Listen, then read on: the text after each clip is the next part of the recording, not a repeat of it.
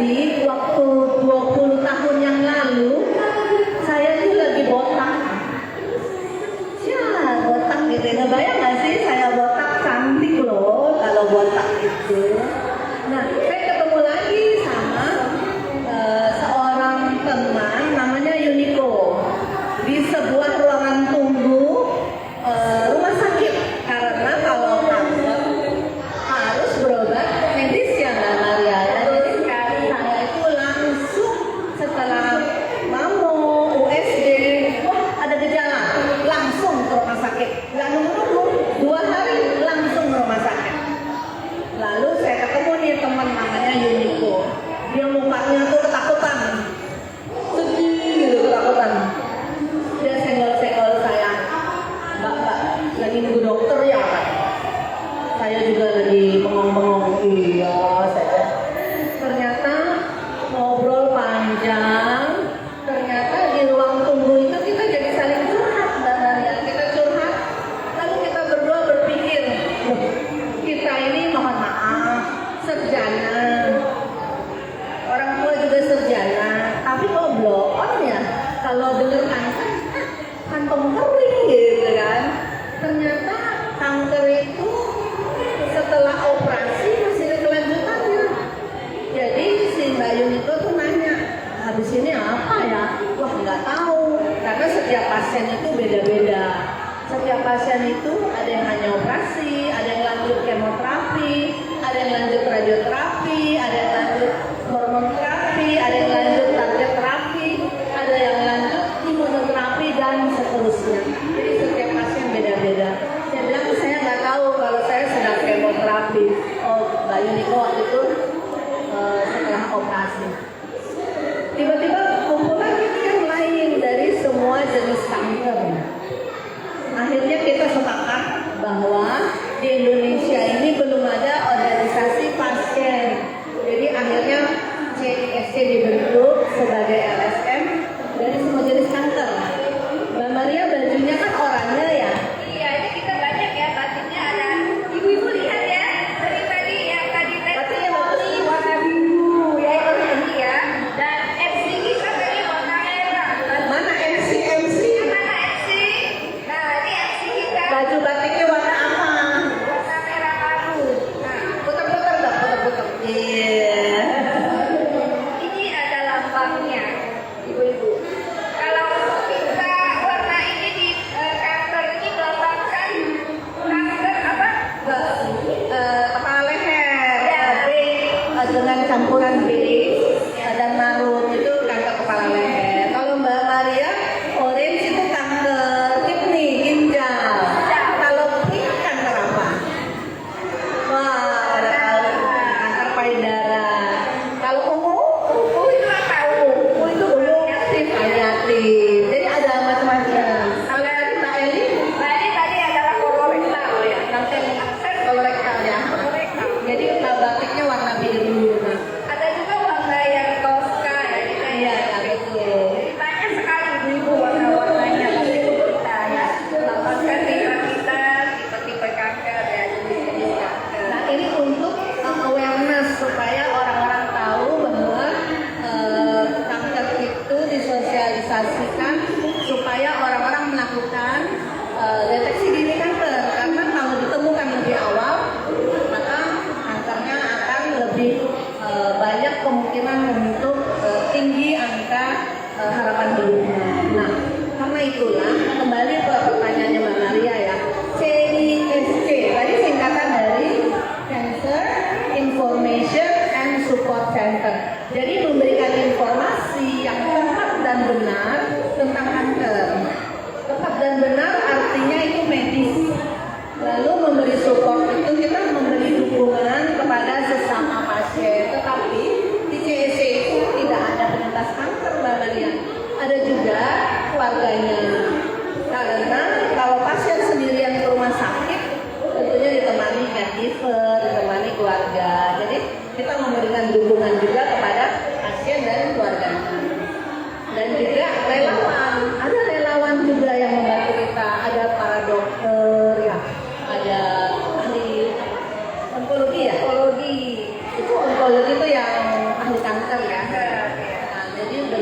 macam juga ya keahliannya. Lalu kemudian kegiatan tadi ya, saya tadi nanya kegiatannya. Kegiatannya apa aja sih di DIY ini? Ya, jadi tadi kan ada lihat nari-nari ya, Mbak Maria. Nari-nari itu salah satu kegiatan, itu empower pasien. Jadi kalau di CSD kita berusaha berupaya nggak ada deh tuh nangis-nangis gitu ya, foto yang gini-gini gitu nggak ada. Kita berusaha nangisnya saat doa aja, saat berdoa kita menangis. Tapi kalau tampil mesti gaya dong, mesti cantik dong, karena kan itu tampil cantik juga untuk mengobati diri kita. Jadi kita empower pasien untuk lebih pede, yaitu dengan ada latihan yoga, ada juga tari-tari seperti itu, tari tradisional juga ada, line dance, dan juga ada pelatihan Mbak Maria. Jadi pelatihan supaya teman-teman pasien ini teredukasi dan dia bisa getok tular ya namanya. Betul nggak sih, orang Jawa ada nggak sih di sini? Betul nggak getok tular ya? Bener ya, getok tular. Artinya pengalaman hidupnya diceritakan lagi ke orang lain, tetapi dengan edukasi menceritakannya bisa lebih teratur bahwa berobat secara medis. Lalu untuk yang pasien-pasien kanker yang tidak punya tempat tinggal karena mereka ada di daerah, kita siapkan rumah singgah. Ada rumah singgah CSD, ada 2 di Jakarta dan juga ada di Kalimantan Selatan. Nah, mudah-mudahan provinsi lain yang cabang CSD juga akan ada rumah singgah. Nah, rumah singgahnya ini ada Mas Karman nih di sini. Mana tuh Mas Karman? Mas Karman sama Mas Aul itu yang menjadi penjaga dari rumah singgah, bisa dihubungi oleh pasien-pasien dari luar daerah. Nah, di rumah singgah ini juga seru Mbak Maria kegiatannya. Mbak Maria pernah kesana kan? Ada apa aja Mbak Maria waktu kesana lihat apa? Ya, kita melihat kalau di rumah singgah itu di rumah singgah DIY itu ya, pasien dan keluarga itu tidak tinggal diam. Jadi mereka juga diajak untuk bisa berkreasi. Mereka bisa membuat yang namanya kerajinan tangan ya, dan kemudian mereka juga sering mengikuti apa saja edukasi yang kami berikan. Ya, sama memasak ya, Masak juga. macam-macamnya. Ada makan kuda, Jadi ada second home-nya ya. Mereka juga merasa itu kayak rumah sendiri. karena kalau lagi pengobatan ya jangan dengerin orang lain, dengerin aja dokternya ya, larangannya apa, karena dokter yang tahu larangannya apa. Lalu kemudian selain itu kita juga ada support group ya. Support group artinya memberi support, sharing kelompok orang yang sama-sama mengalami suatu musibah. Nah, dalam hal ini kalau di CSD kanker itu bukan musibah, banyak yang bilang anugerah. Nah, karena bisa saling kenal, jadi kenal banyak teman dan sebagainya. Ya, namanya beringas kanker, pertama-tama kaget, lama-lama bersyukur juga. Lalu kita support group, lalu kemudian kita ada juga navigasi pasien, dan juga kita ada selain itu kita ada pelatihan kerjasama sama rumah sakit. Mereka melatih kita apa itu kanker, bahkan bantuan hidup juga diajarkan gitu. Jadi nanti mungkin Bu Linda ya yang bisa lebih jelas pelatihan-pelatihannya apa saja. Begitu Mbak Maria. Ini DIY sudah berdiri sejak tahun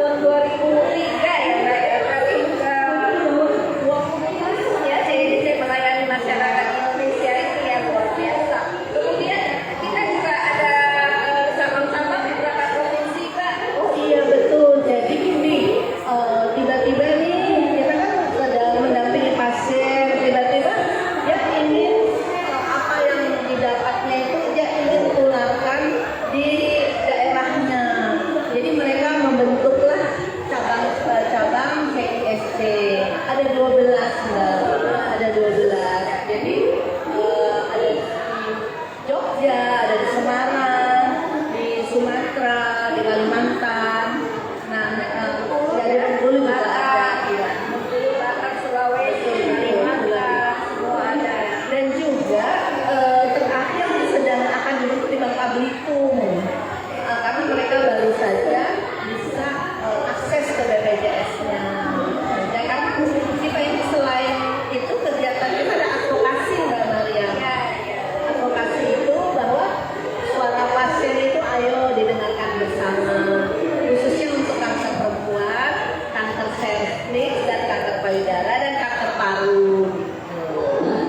Kalau kanker perempuan juga yang namanya kanker payudara ternyata nggak cuma ini tidak sama perempuan ya, ternyata kan kita di sini mungkin hanya mengetahui oh kanker payudara itu yang mengidap untuk perempuan ya itu ya. Nah ternyata ada juga ya. Laki-laki juga, tapi kecil kemungkinan. Karena itu perlulah untuk sadari, kemudian untuk sadari. Dan yang paling penting ada gejala segera lapor. Begitu Mbak Maria. Terima kasih keluarga para murid putri yang cantik ini ya. Sudah mengamalkan apa saja kegiatan UPSC dan lebih mengerti ya ibu ya.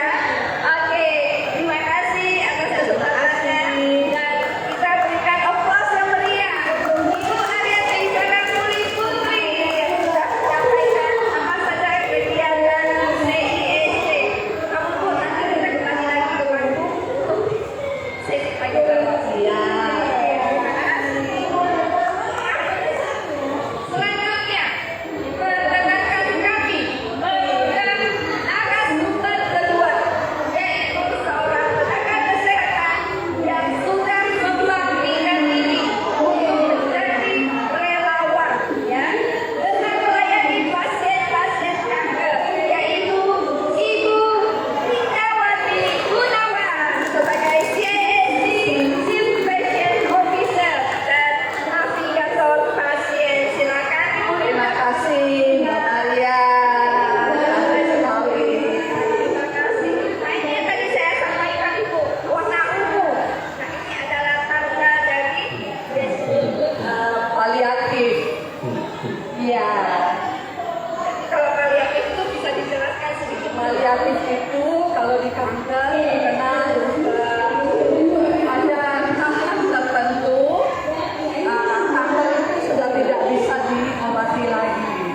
Tapi supaya pasiennya tetap bisa hidup berkualitas, nah diobati sesuai dengan gejalanya. Karena kondisi tubuhnya kalau dikasih obat kemo radiasi nggak kuat lagi. Ya, mungkin penyakit kronis yang lain juga ada pengobatan paliatif. Oke, silakan duduk Ibu Linda, kita mau ngopi ya itu ya. Kalau ngopi itu bukan ngopi, biasa sih kopi cantik, tapi kata kopinya kita ngobrol-ngobrol cantik aja deh. Oke, Ibu Linda, kalau tadi Bu Ariati para murid putri SKMH sudah menyampaikan apa saja kegiatan yang telah dilakukan CISC. Nah, setahun terakhir ini kalau tidak salah kan ada pembelajaran dari Amerika ya, Amerika ya. Karena kalau saya di CISC itu kita merupakan salah satu anggota UICC ya. Mungkin Bu Linda sebagai CEO bisa menjelaskan apa saja itu yang dipelajari dari Amerika Serikat ini, programnya itu seperti apa, bagaimana manfaatnya untuk pasien. Ya, baik Bu Maria. Jadi itu ada program patient navigasi. Ya, patient navigation itu namanya navigasi ya. Kami menavigasi pasien, jadi mengarahkan pasien. Nah, kanker itu bukanlah seperti penyakit lainnya yang mudah diobati. Pengobatannya itu butuh waktu yang panjang. Dan kanker sendiri itu termasuk salah satu penyakit yang mengancam jiwa. Nah, jadi pengobatannya itu harus tepat waktu. Nah, untuk itu diperlukan navigasi pasien supaya pasien bisa menerima diagnosisnya lalu menjalankan pengobatannya tepat waktu. Nah, program tadi itu dilaksanakan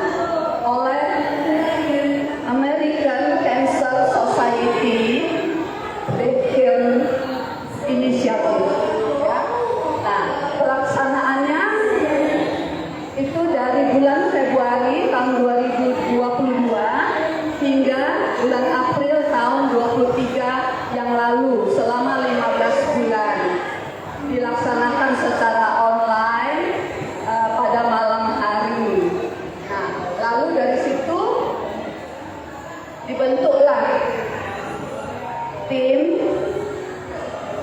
untuk merumuskan program kerja pasien navigator. Itu Mbak Maria. Menarik sekali ya program navigasi pasien ini. Bu Linda, bagaimana ya caranya untuk pasien bisa mendapatkan fasilitas dari navigasi ini? Apa sudah saat pasien berada di rumah sakit kah? Atau ketika pasien sedang Kalau ibu atau bapak sekalian menemukan satu benjolan yang diperkirakan itu membahayakan, ya lebih baik cepat berobat ke rumah sakit. Jangan takut dengan benjolan, karena tidak semua benjolan itu adalah kanker, ya ganas. Ada yang jinak juga, ya sebagian besar. Nah, untuk menemukan pasien navigator itu kami baru ada di 2 rumah sakit, yaitu Rumah Sakit Darmais dan Rumah Sakit Cipto Mangunkusumo. Nah, mungkin juga bisa ditemukan pada sosmed CISC. Mungkin Mbak Maria bisa memberikan kita memiliki sosmed ya ibu-ibu, mungkin ibu-ibu kalau bisa klik di Google itu bisa di website kami ada di censurclub.cisc.org. Nah di Facebook kami juga ada, yaitu di CISC Indonesia. Ketika ibu udah klik langsung CISC Indonesia itu akan muncul di Facebook maupun di Instagram. Oke, terima kasih Bu Rita atas penjelasannya. Ini sangat membantu ya teman-teman yang ahli dan pasien navigation ini sangat-sangat memberikan manfaat bagi pasien dan keluarga tentu saja ya. pasti, karena pasien ini pasti menghadapi hambatan, terutama untuk pasien yang datang dari luar Jakarta. Yang pertama hambatannya, setiap orang keuangan, ya satu, walaupun ada BPJS tetap mesti ada ekstra, ya. Lalu kedua itu tempat tinggal, bingung, ya kalau di rumah keluarga nggak mungkin mengganggu, ya. Lalu informasi, di mana cari informasi tentang rumah tinggal, tentang berobat, karena kanker itu tidak hanya memerlukan satu poli, dia perlu poli bedah onkologi, perlu poli penyakit dalam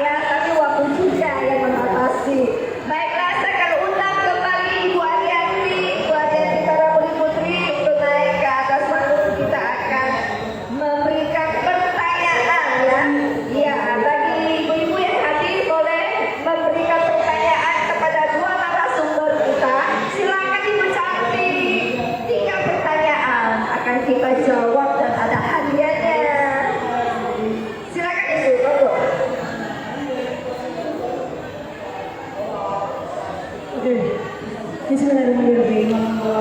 Tertarik saya dengan kanker ya. Nah, sekarang ini banyak, kenapa banyak ya kanker payudara. Nah, kanker payudara ini banyak. Ada yang selebritis, ya, ada paliatif. Nah, ada orang saya pas tetangga itu udah kayak apa ya, ya. Tapi beliau nggak mau, dia pengobatan alternatif pulang ke kampung, akhirnya wassalam. Ya, nah, pertanyaan saya, apakah kanker payudara itu turunan? Takutnya ya, ada turunan atau tidak? Kalau saya masih dini ya dengan penyakit kanker. Dan juga pertanyaan kedua lagi, perbedaan gunanya kemoterapi sama sinar. Apakah harus perlu untuk yang terkena kanker ini? Apakah perlu kemo dan sinar? Ya, karena begitu banyak ya, kalau sudah kemo tidak mau lagi di sinar, itu penyebabnya apa? Katanya dengan kemo rambutnya botak. Kata saya kan belum botak. Disuruh sinar beliau nggak mau. Jadi saya bertanya saya apa perbedaan kemo dengan sinar? Terima kasih. Makasih Ibu, pertanyaannya bagus sekali. Mungkin dari Ibu Linda yang jawab. Baik, Ibu, terima kasih, pertanyaannya bagus sekali. Kita tahu pengobatan kanker itu modalitas utama yang dasar itu ada 3. 1 operasi, 2 kemo, 3 radiasi. Saya tidak bisa menjelaskannya secara detail karena ini ranah medis. Tapi secara umum saya akan kasih pengertian ya. Nah, nomor 1, tentu manusia itu badannya itu unik. Kita tidak bisa mengcopy orang lain sama kita. Oh, dia payudara, diobatin ini sama, nggak bisa. Ya. Nah, bedanya kemo sama radiasi sinar ya. Radiasi itu membunuh sel-sel yang lokal sifatnya. Ya, maka biasanya sebelum radiasi dikasih tanda gitu. Tandanya nggak boleh hilang, kayak itu tempat radiasi. Nah, kalau kemo itu sistemik untuk seluruh tubuh. Ya, dia ada infus, ada yang diminum lewat tablet. Ya, dia seluruh. Jadi kalau di operasi itu kan ada sel yang lepas yang kita nggak bisa lihat. Nah, untuk mencegah gitu. Ya. Nah, sedangkan jenis obat dan lain sebagainya kemo itu, nah itu dokter akan menentukan karena begitu jaminan diangkat periksa patologi, biopsi, itu kan nanti ada penentuan IHK, imunohistokinia dan lainnya, itu dasar untuk pengobatan selanjutnya. Jadi itu sertifikat pengobatan. Itu puas nggak Bu? Baik, terima kasih. Oke, terima kasih Ibu. Kader Paliatif Beri tepuk tangan yang meriah. Oke, satu Kader ya, kader paliatif. Wah, hebat. last question ya. Karena waktu hanya satu pertanyaan. Oke. Ini yang duluan dulu dan silakan. Silakan Ibu.